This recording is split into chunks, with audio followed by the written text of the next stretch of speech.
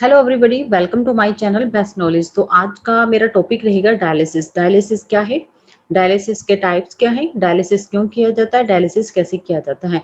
ये fourth point है जिन पर हम डिस्कस करने वाले हैं।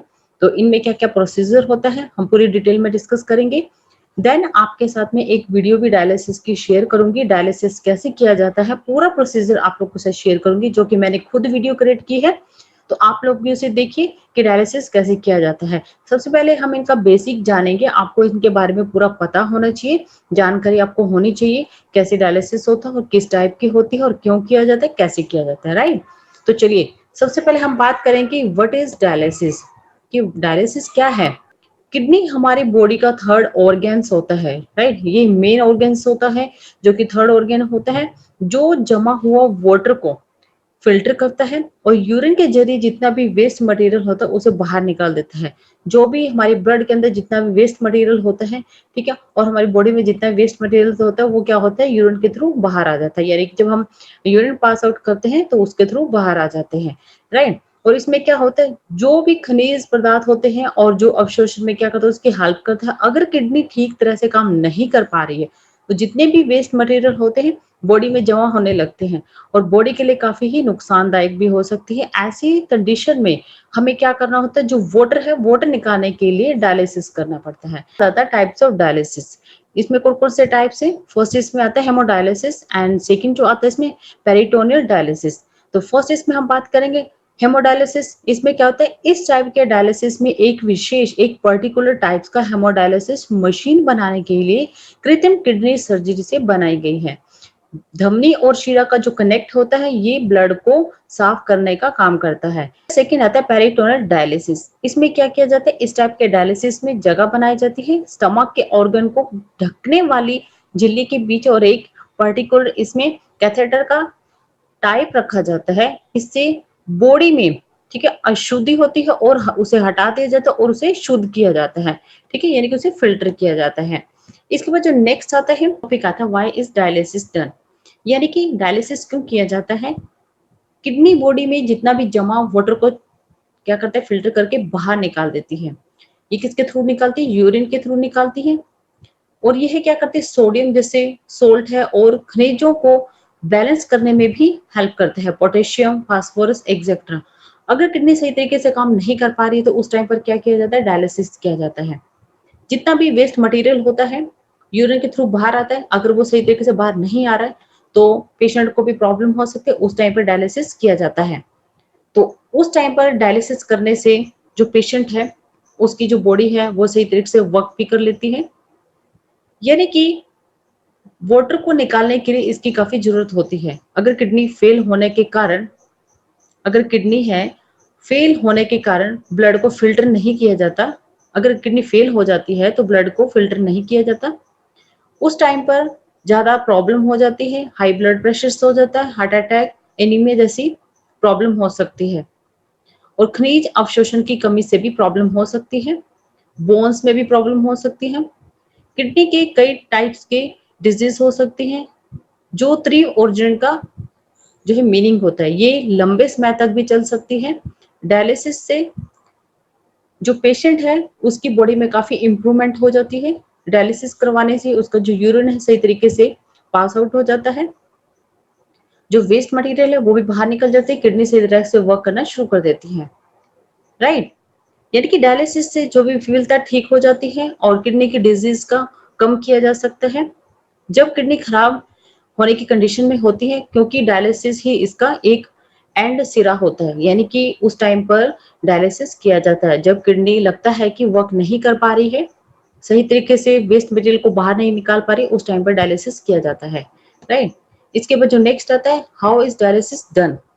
इसके बाद आता है हाउ इज डायलिसिस डन, यानी कि डायलिसिस कैसे किया जाता है। हेमोडायलिसिस आता है इसमें। इस प्रोसेस में जितने भी वेस्ट मटेरियल होते हैं उसको हटाने के लिए ब्लड को फिल्टर किया जाता है और जितने भी इसमें मटेरियल होता है उसे और जो वाटर होता है उसे क्या किया जाता है, फिल्टर किया जाता है। इसके लिए सबसे पहले ब्लड को फिल्टर किया जाता है बॉडी, इसे डायलाइजर कहा जाता है। हालांकि इसमें टू नीडल डाली जाती है। प्रोसेस शुरू करने से पहले जो पेशेंट है उसके हैंड एंड धमनी और शिरा उसमें नीडल से उसे कनेक्ट कर दिया जाता है। सर्जन यह काम करने से पहले करते हैं। राइट। ये जो नीडल है इससे कनेक्ट हो जाती है और सर्जन इसमें काम करने में एक्सपर्ट होते हैं, वही ये कर सकते हैं। और जो हिस्सा होता है उसे क्या कर देते हैं, सुन कर देते हैं। जहां पर इनको नीडल इंसर्ट करना होता है उसे वहां पर सुन कर दिया जाता है। और वो जो सुई होती है, सुई को धमनी में डाला जाता है और दूसरी सुई नस में डाली जाती है, ताकि जो फिल्टर हुआ ब्लड चला जाए, किसमें, बॉडी में। ट्यूब दोनों शिराओं को कनेक्ट करती है ताकि ब्लड को बाहर निकाला जा सके।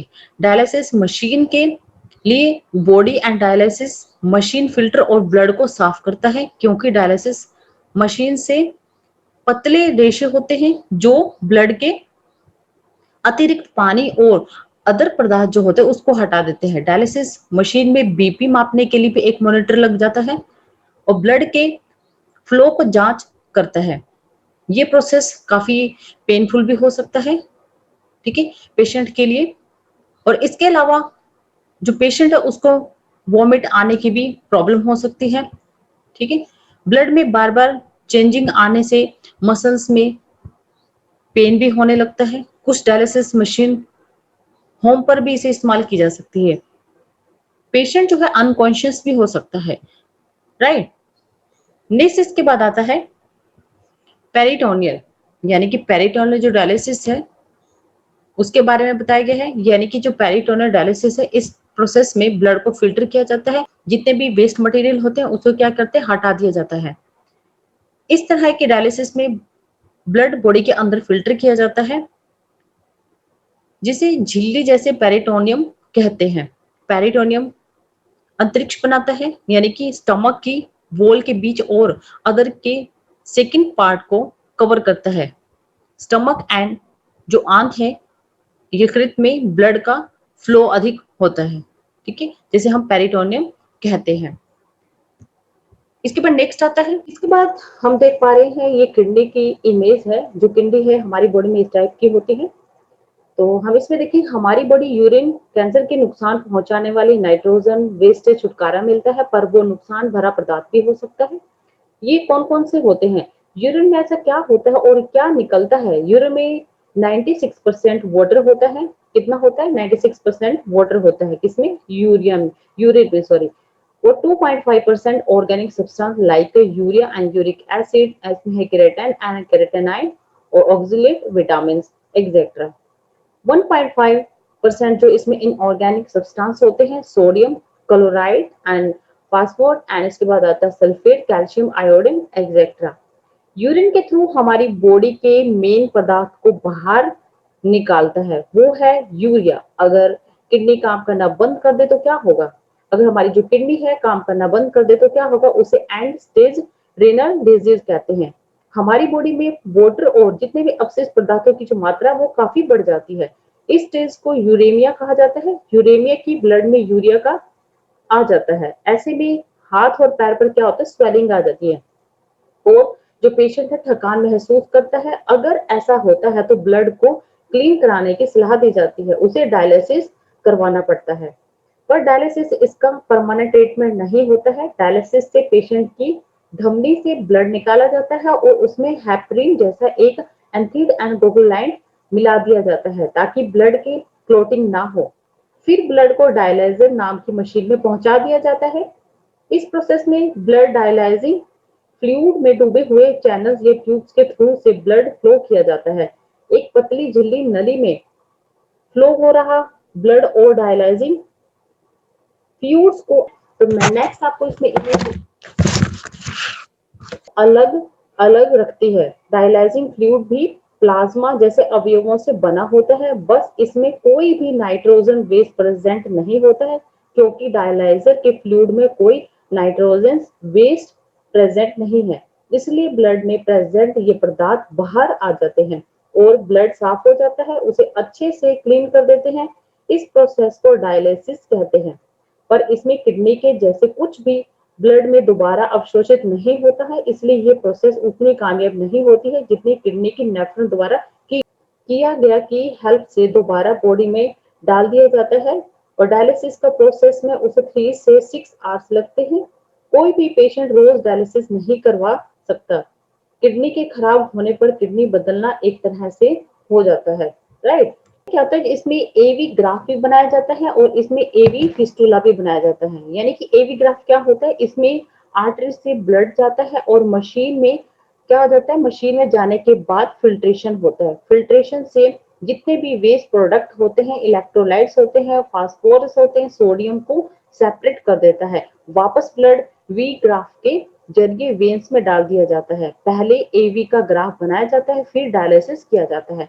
राइट, जो भी डॉक्टर होता है सबसे पहले एवी का ग्राफ बनाते हैं, फिर डायलिसिस करते हैं। एवी फिस्टूला, डॉक्टर पहले एवी फिस्टूला बनाते हैं। फिस्टूला है क्या, आर्टरी और वेन्स को कनेक्ट कर दिया जाता है। ठीक है, जो आर्टरी है और वेन्स को क्या करते हैं, जोड़ दिया जाता है, यानी कि कनेक्ट कर दिया जाता है, अटैच कर दिया जाता है। और कनेक्शन होने के बाद जब डायलिसिस की जरूरत होती है तो एक आर्टरी में डाल दिया जाता है। ठीक है, यानी कि जो एक आर्टरी उसमें डाला जाता है, एक वेन में डाला जाता है। सेम प्रोसीजर होता है, आर्टरी से ब्लड बाहर आता है और मशीन में जाता है और ब्लड फिल्टर होता है, और फिल्टर होने के बाद जो क्लीन ब्लड होता है वो वेन में आ जाता है।